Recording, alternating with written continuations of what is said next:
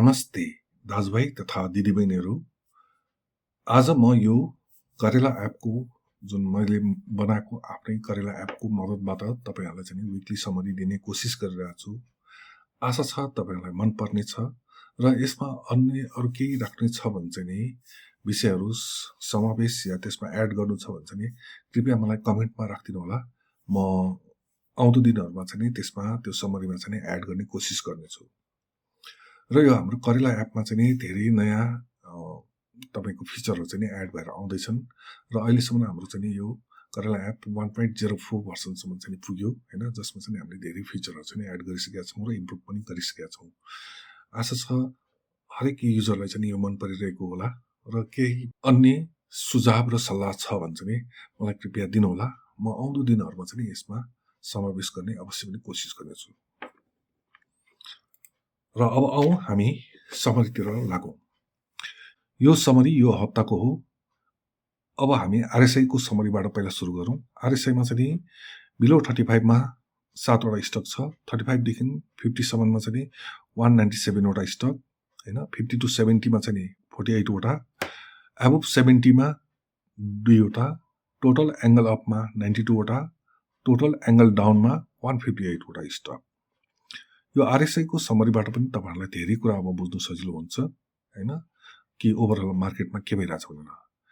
त्यस्तै किसिमले म्याक्डी समरीमा angle up भएको म्याक्डी को लाइन एंगल अप भएको स्टकहरु चाहिँ 185 वटा छन् भने चाहिँ एंगल डाउन भएको चाहिँ 69 वटा स्टक छन्। बिलो जेरो लाइन को हैन, बिलो जेरो 230 वटा स्टक छन् भने चाहिँ अबोभ जेरो चाहिँ 24 वटा मात्रै स्टक छन्। म्याक्डी को हिस्टोग्राम एंगल अप भएको 127 वटा स्टकहरु छन् भने चाहिँ अहिले हिस्टोग्राम डाउन भएको स्टकहरु पनि 127 वटा नै छन्। अब आउँ हामी सीपीआर तर्फ। सीपीआर भनेको सेन्ट्रल पाइभोट रेन्ज। यदि तपाईहरुलाई सीपीआर को बारेमा थाहा छैन भने चाहिँ एकचोटी गुगल सर्च गरेर हेर्नु होला। एकदम सजिलो छ हैन, यसको फर्मुला पनि एकदम सजिलो छ। सीपीआर मा यो मन्थली सीपीआर बाट लिएको हो, जसमा चाहिँ 1% मा बिलो 1% मा चाहिँ 40 वटा स्टक आएको छन् भने चाहिँ 2% मा चाहिँ 74 वटा स्टक, 3% मा 76 वटा, 4% मा चाहिँ 26 वटा र 5% मा 17 वटा स्टक आएको छ।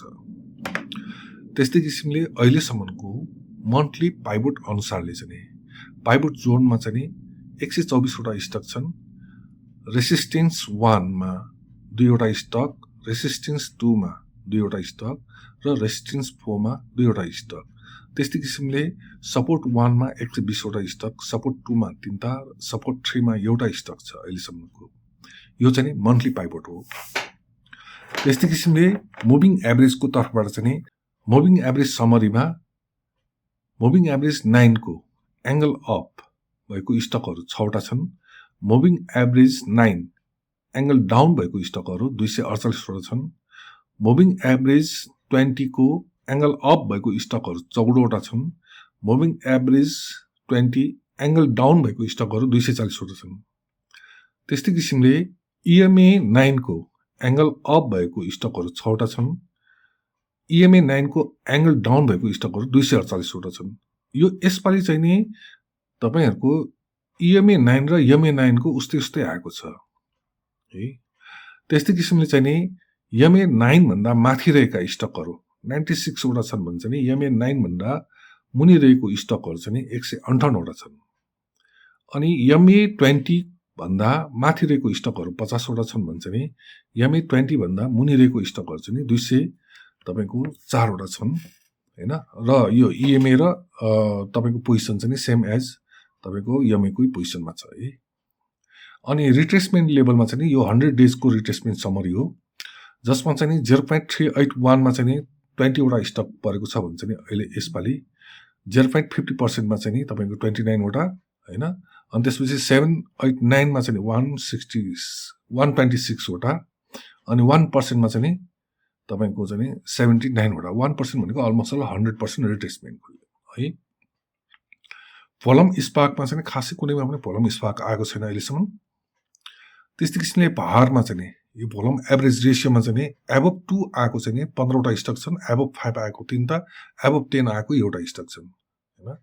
यो चाहिँ भोलम को हिसाबले लास्ट ट्रेडिङ डे मा चाहिँ भोलम चाहिँ सबैभन्दा हाइएस्ट भोलम आएको स्टकहरू चाहिँ टोटल 18 वटा मात्रै छन् हैन अरू चाहिँ मुभिङ एभरेज भन्दा मुनि नै छन् सबै अनि बल्क ट्रेड समरीमा चाहिँ टोटल बल्क ट्रेड चाहिँ 15,65,933 किताब बल्क ट्रेड भएको छ जसमा चाहिँ सबैभन्दा माथि चाहिँ तपाईको टप 5 को लागि लिएको छु मैले एसपीपीएल एमईएन केबीएल एनआरआईसी एनजीपीएल छ हैन क्वान्टिटी र काउन्ट यसमा चाहिँ बल्क ट्रेडमा कतिचोटि काउन्ट भयो भनेर पनि निकालेको छु र कति क्वान्टिटी आयो भनेर पनि निकालेको छु हजुरले यो भिडियोमा राम्रोसँग हेर्नु होला है नम्बर चाहिँ आफै हेर्नु होला अनि एमकेटी यो चाहिँ मार्केट प्राइसमा तपाईको हिट माथितिर तानेको स्टकहरू राधी प्रभु एनआरएन एचआरएल एनजीपीएल छ र कतिचोटि गरेर चाहिँ माथि तानेको छ भनेर यसमा छ त्यस्तै किसिमले मार्केट एमकेटी डाउन भनेको मार्केट प्राइसमा तल फालेको स्टकहरू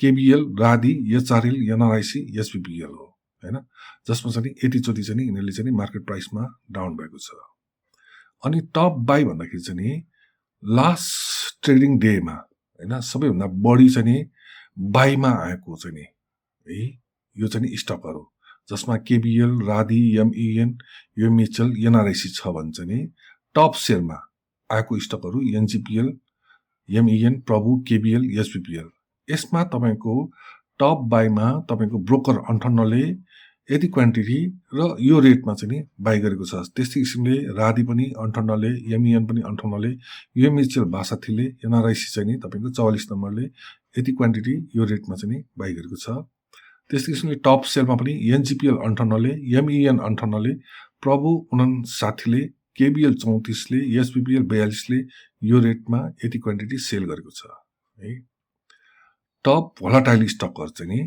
लास्ट डेको तपाईको ट्रेडिङ डेमा सबैभन्दा बढी भोलाटाइल भएको स्टकहरु जीबीएल 13.9% ले भोलाटाइल भएको थियो भने चाहिँ यूएलबीएसएल 11.74% ले जीबीआईएमई 11.62 एसपीएल 10% एनआईएमबी 9.83 यो भोलाटाइल भनेको चाहिँ तपाईको डेको लो र हाईबाट निकालेको हो कतिसम्म चाहिँ तपाईको कस्तो भन्छ नि कतिको त्यसले चाहिँ त्यसको वेट बनाउन सकिएको छ क्यान्डलको साइज बनाउन सकिएको छ भनेर निकालेको हो है यो चाहिँ तपाईको त्यसको हाई र लोको हो अनि लास्ट ट्रेडिङ डेको तपाईको लिक्विड स्टकहरु चाहिँ राधी एचआरएल केबीएल एनजीपीएल एसबीपीएल है यसमा चाहिँ टोटल ट्रेडेड क्वान्टिटी र टोटल ट्रेडेड काउन्ट हो यो चाहिँ यतिचोटि ट्रेड भएको छ यति क्वान्टिटीमा ट्रेड भएको छ भनेर चाहिँ अब लास्ट ट्रेडिङ डेको अकुमुलेसन र डिस्ट्रिब्युसनमा चाहिँ टोटल अकुमुलेसन चाहिँ 122 वटा स्टक छ भने चाहिँ टोटल डिस्ट्रिब्युसनमा चाहिँ 115 वटा स्टक परेको छ है त्यस्तै अब वीकली समरीतिर जाउँ यो टप फिल्टर बाइ चेन्ज भनेको चाहिँ वीकलीमा चेन्ज भएको यो मेनली यसबाट सर्टिङ गरेको छ राधीमा चाहिँ 14% को चेन्ज आयो सीएफसीएल मा 13.12 अनि एनआरएन मा 12.38 बीबीसी मा 11.07 एनएबीबीसी मा 10.02 को चेन्जेस छ यो हप्ता टप फिल्टर बाइ भोलाटाइल मा बीबीसी मा 17.65% को भोलाटाइल भएको छ सीएफसीएल मा 16.74 को सीएचएल मा 16.41 को बीएचएल मा 15.56 को पीएनएल मा 15.28% को भोलाटिलिटी भएको छ यो भोलाटिलिटी हुनुमा चेन्जेस यति आछ हैन यसको चेन्ज तपाईको रेट हो कतिको पोइन्टले चेन्ज भएको छ भनेर र टोटल क्वान्टिटी कति ट्रेड भएको छ भनेर अनि टप फिल्टर बाइ ट्रेड क्वान्टिटीमा हैन सबैभन्दा हाईएस्ट ट्रेडेड क्वान्टिटी भएको एसआरएल हो एनजीपीएल हो अनि त्यसपछि केबीएल एसपीपीएल राधी चाहिँ म्याक्सिमम ट्रेडेड भएको छ यति क्वान्टिटी ट्रेड भएको छ अनि यो टप बाइ गर्ने तपाईको यो ब्रोकर प्राइस चाहिँ है तपाईको कुन चाहिँ स्टक चाहिँ सबैभन्दा बढी किनबेच भयो भन्दाखेरि चाहिँ तपाईको केबीएल 58% नम्बर ब्रोकरले यति क्वान्टिटी उठाएको छ राधी 58% ले 58 नम्बरले यूएमएचएल 62 ले एसपीपीएल 58 ले अनि एनबीएल चाहिँ 65 ले उठाएको छ यति क्वान्टिटी यो रेटमा उठाएको छ है यो हप्ता चाहिँ टप सेलमा चाहिँ तपाईको एनजीपीएल 58 ले सेल गरेको छ एसपीपीएल 42 ले एसपीपीएल तपाईको 58 ले नै सेल गरेको छ प्रभु 59 ले सेल गरेको छ भने मेन चाहिँ 58 ले सेल गरेको छ यो क्वान्टिटीमा यो रेटमा सेल भएको छ त्यसै किसिमले तपाईँको विकली अकुमुलेसनतिर होइन एडिबिएल 4 दिनै अकुमुलेसन भएको छ है। यो तपाईँको विकलीमा 4वटा दिन मात्रै तपाईँको ट्रेडिङ डे भएको छ, एक दिन छुट्टी भएको थियो।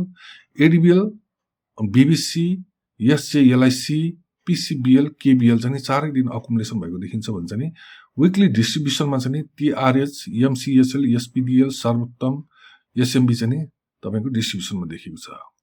अब यो मन्थली चाहिँ 4 दिन मात्रै भएको हुनाले सेम यसकै तपाईँको डाटाहरू आउँछ, सेम एज है, खास त्यति चेन्जेस हुँदैन। यो चाहिँ मन्थलीको लास्टमा चाहिँ म तपाईँहरूलाई दिनेछु होइन। अहिलेसम्मको लागि चाहिँ यति हो होइन। अरू केही यसमा चाहिँ चेन्जेस मतलब थप गर्नु छ भने चाहिँ मलाई सुझाव सल्लाह दिनु होला, म चाहिँ त्यो राख्ने कोसिस गर्दैछु होइन। अब आउने तपाईँको यो करेला 1.4 मा चाहिँ हाम्रो नयाँ फिचर हो एउटा टिकर डिटेल भनेर आउँदैछ, जसमा चाहिँ तपाईँको यहाँ क्लिक गर्ने बित्तिकै यसको डिटेलिङहरू चाहिँ तपाईँले यहाँ देख्न सक्नुहुनेछ। कुनै पनि क्यान्डलमा क्लिक गर्यो भने त्यो क्यान्डलको डिटेलहरू हुन्छ यसमा होइन। त्यो दिनको तपाईँको नेप्सेमा गर्दाखेरि नेप्सेको डिटेलहरू आउँछ भन्छ नि, स्टकमा गर्दाखेरि स्टकको डिटेलहरू आउँछ है। यो सबै यसमा आउँछ फ्लोरसिट वाइज, टेक्निकल वाइज है। यो चाहिँ आउँदैछ यसको डिटेलिङहरू। यो रियल टाइममा पनि गर्नु मिल्छ। तपाईँको अप्सनमा गएर यसलाई चाहिँ रियल टाइममा राख्यो भने चाहिँ यो रियल टाइममै आउँछ। जस्तै मानिलिउँ मलाई जिएचएलको रियल टाइम हेर्नु मन लाग्यो भने चाहिँ तपाईँको यहाँबाट हेर्नुहोस् है, माउस चलाउनु बित्तिकै तपाईँको यहाँ रियल टाइममै चेन्जेस भएको आउँछ। फ्लोरसिटको हेर्ने भयो भने चाहिँ कुनै दिनको पनि तपाईँको हेर्नुहोस् है सबै। यसमा तपाईँको टोटल मैले जति मिल्छ त्यति चाहिँ राखिदिएको छु, तर यसलाई चाहिँ हामी अफ नै गरेर हेर्दाखेरि चाहिँ सजिलो र राम्रो हुन्छ है। यो अफ गऱ्यो भने चाहिँ मैले माउसले यसरी के भइरहेछ सबै हेर्नु मिल्छ। रियल टाइममा चाहिँ तपाईँको यो आउट यो क्यान्डलबाट आउट हुनु बित्तिकै यहाँ देखिँदैन होइन। अनि त्यस्तै किसिमले तपाईँको यसमा चाहिँ पाइबोटको चाहिँ डिटेलमा चाहिँ हामीले राखेको छौँ, जसमा चाहिँ अब यो पाइबोट हेर्नु पऱ्यो भने चाहिँ तपाईँको मल्टिपल यसलाई कलर राखेर सबै गरेर हेर्नु मिल्छ। र अप्सनमा चाहिँ तपाईँको के छ भने चाहिँ ब्याक काउन्ट कति दिनको हेर्ने त, जस्तै कि मलाई 5 दिनको हेर्नु मलाई हुन्छ भने मैले 5 दिनको ब्याक काउन्ट राखेर पनि हेर्नु मिल्छ है। यसरी हेर्नु मिल्छ। इभन सिपिआरमा पनि त्यस्तै हुन्छ, पाइबोट हटाइदिउँ सिपिआरमा पनि हेर्नु मिल्छ, सेम एज कलर चेन्ज गरेर सबै गरेर हेर्नु मिल्छ। त्यस्तै किसिमले हाम्रो अर्को एउटा फिचर छ तपाईँको इएसडिएफ क्यान्डल भनेर, जसमा चाहिँ यम मात्रै दबाइदिनु भयो भने चाहिँ यहाँ मन्थली क्यान्डल देखिन्छ तपाईँको है, मन्थली क्यान्डल देखिरहेछ होइन। त्यस्तै किसिमले डबल गऱ्यो भने चाहिँ विकली क्यान्डल आउँछ होइन। त्यस्तै 3 गऱ्यो भने चाहिँ 3 डेजको क्यान्डल, 2 गऱ्यो भने 2 डेजको क्यान्डल होइन। अनि त्यसपछि 0 दबाइदियो भने यो फेयर भ्यालु ग्याप हो होइन। एसएमसीको जुन हामी भन्छौँ फेयर भ्यालु ग्याप त्यो आउँछ है। अनि त्यस्तै किसिमले तपाईँको हाम्रो यो कलर चेन्ज गर्नु पनि मिल्छ अब होइन। यहाँ सेटिङमा यी कलरहरू चेन्ज गरौँ, क्यान्डलको कलरहरू ब्याकग्राउन्डहरू सबै चेन्ज गर्नु मिल्छ। जस्तै मानिलिउँ यसलाई कलर चेन्ज गर्नु हेर्नुहोस् त, ब्याकग्राउन्डको कलर चेन्ज भयो है। यो कलर चेन्ज गर्नु पनि मिल्छ रियल टाइममै। अनि ब्याकग्राउन्ड टेक्स्टहरू है यो सबै तपाईँहरूले गरेर चेन्ज गरेर हेर्नु मिल्छ। अनि यसलाई चाहिँ यो सेटिङलाई सेभ पनि गरेर राख्नु मिल्छ हो। यो सबै अहिले चाहिँ हाम्रो यो एफपिजी मात्रै छ, अरू कुनै पनि छैन।